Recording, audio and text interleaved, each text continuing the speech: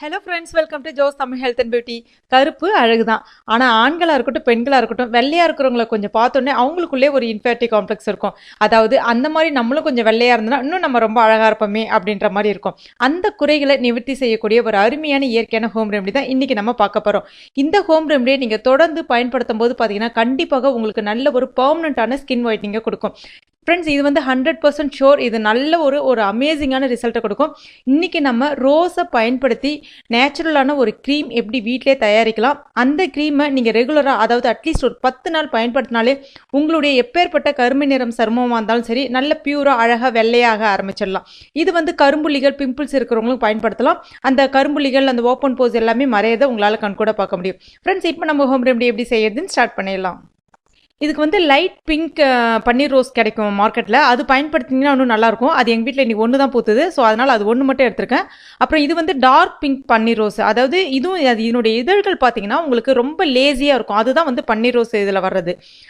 Bangalore rose சொல்லுவாங்க, திக்காக இருக்கும் அதனுடைய இதழ்கள். அது வந்து பயன்படுத்தக்கூடாது. இந்த மாதிரி இதழ்கள் கொண்ட ரோஸ் தான் வந்து பயன்படுத்தணும். இப்போ நான் இன்றைக்கி ஒரு 3 ரோஸ் எடுத்துட்டேன். இதில் கொஞ்சமாக தண்ணி ஊற்றிட்டு நம்ம இதை வந்து வாஷ் பண்ணிடலாம். அதனுடைய பெடல்ஸ் மட்டும், அதனுடைய இதழ்கள் மட்டும் எடுத்துக்கங்க. இப்போ தண்ணி எல்லாத்தையுமே நல்லா வடிகட்டிட்டு இதை ஒரு மிக்ஸி ஜாரில் சேர்த்துக்கலாம். இப்போ இது கூட காய்ச்சாத பால் வந்து ஒரு 3 டீஸ்பூன் அளவுக்கு சேர்த்துக்கலாம். இப்போ இதை நல்லா ஸ்மூத் பேஸ்ட்டாக அரைச்சி எடுத்துக்கலாம். இப்போ இதை ஒரு ஃபில்டர் யூஸ் பண்ணி நம்ம வடிகட்டிங்கன்னா உங்களுக்கு ஒரு 2லேருந்து ஒரு 3 டீஸ்பூன் அளவுக்கு தான் கிடைக்கும். அடுத்ததாக வேற ஒரு க்ளீன் பவுல் ஒன்று எடுத்துக்கலாம். அதில் 2 டீஸ்பூன் அளவுக்கு ஆலோவேரா ஜெல் சேர்த்துக்கலாம். ஆலோவேரா ஜெல் மார்க்கெட்டில் கிடைக்கிற பிளைன் ஆலோவேரா ஜெல் வாங்கி பயன்படுத்துங்க. அப்படி இல்லை அப்படின்னா நீங்கள் ஃப்ரெஷ் ஆலோவேரா ஜெல் கூட வீட்டில் இருக்கக்கூடாத பயன்படுத்திக்கலாம். ஆனால் வாஷ் பண்ணிவிட்டு பயன்படுத்துங்க. அதாவது ஜெல்லை வாஷ் பண்ணிவிட்டு பயன்படுத்துங்க.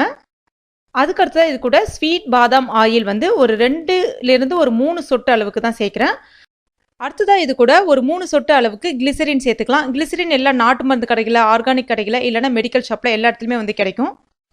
இப்போ இதை நல்லா நம்ம மிக்ஸ் பண்ணிக்கலாம். வேணும்னா இது கூட விட்டமின் இ ஆயில் கூட சேர்த்துக்கலாம். மெடிக்கல் ஷாப்பில் கிடைக்கும் உங்களுக்கு. இது வந்து முகத்தில் நிறைய பேருக்கு தோல் சுருக்கங்கள் அதிகமாக இருக்குது, கண்ணை சுற்றி கருவளை அதிகமாக இருக்குன்னா அவங்க வந்து விட்டமின் இ ஆயிலை வந்து இது கூட சேர்த்துக்கலாம். ஒரு 2 கேப்சூல் மட்டும் சேர்த்துக்குங்க. இப்போ இதெல்லாத்தையும் நல்லா மிக்ஸ் பண்ணிங்கன்னா உங்களுக்கு இந்த மாதிரி க்ரீமியாக கிடைக்கும். அதுக்கடுத்து தான் நம்ம ஏற்கனவே ரெடி பண்ணி வச்சுருக்க அந்த ரோஜாவுடைய அந்த வாட்டர் இருக்கு இல்லையா, அதையும் இது கூட சேர்த்துக்கலாம். 2 டீஸ்பூன் அளவுக்கு சேர்த்துக்குங்க. இதுதான் வந்து கரெக்டான ரேஷியோ. இப்போ இது எல்லாத்தையுமே நம்ம நல்லா மிக்ஸ் பண்ணிடலாம். மிக்ஸ் பண்ணிங்கன்னா உங்களுக்கு இந்த அளவுக்கு இந்த பதத்துக்கு வரும். இப்போ இது ரெடி ஆகிடுச்சு. இதை நீங்கள் க்ளீனான ஒரு ஏர்டைட் கண்டெய்னரில் ஸ்டோர் பண்ணி வச்சுக்கலாம். ஏர்டைட் கண்டெய்னர் வந்து ஈரம் இல்லாமல் பார்த்துங்க. ஃப்ரிட்ஜில் அப் டு நீங்கள் ஒரு 10 நாளைக்கு வரைக்கும் வச்சு பயன்படுத்த முடியும். இப்போ நம்முடைய ஸ்கின் ஒயிட்னிங் க்ளோவிங் க்ரீம் வந்து ரெடி ஆகிடுச்சு. இதை இப்போ எப்படி அப்ளை பண்ணலான்னு பார்க்கலாம். இது நீங்கள் நைட்டில் படுக்க போகிறதுக்கு முன்னாடி ஏதாவது ஒரு ஃபேஸ் வாஷை யூஸ் பண்ணி முகத்தை நல்லா வாஷ் பண்ணிவிட்டு தொடச்சதுக்கப்புறம் கொஞ்சமாக எடுத்துகிட்டு முகத்தில் அப்ளை பண்ணுங்கள்.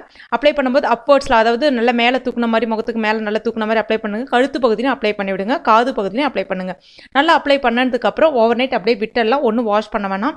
இது ஈஸியாக அப்சர்வ் ஆகிடும். நல்ல ஒரு க்ளோவிங் கிடைக்கும் உங்கள் ஸ்கின்னுக்கு. இதில் நம்ம ரோஜாப்பூ பயன்படுத்தியிருக்கோம், நேச்சுரல் ரோஜாப்பூ. பொதுவாகவே ரோஜாப்பூ, அதுவும் பன்னீர் ரோஜாப்பூ பார்த்தீங்கன்னா நல்ல ஒரு பெர்மனண்ட்டான ஸ்கின் ஒயிட்னிங்கை கொடுக்கும். எப்பேற்பட்ட கருமையான சருமத்தையும் வெள்ளை நிறமாக மாற்றக்கூடிய தன்மை வந்து அந்த பன்னீர் ரோஸ்க்கு உண்டு.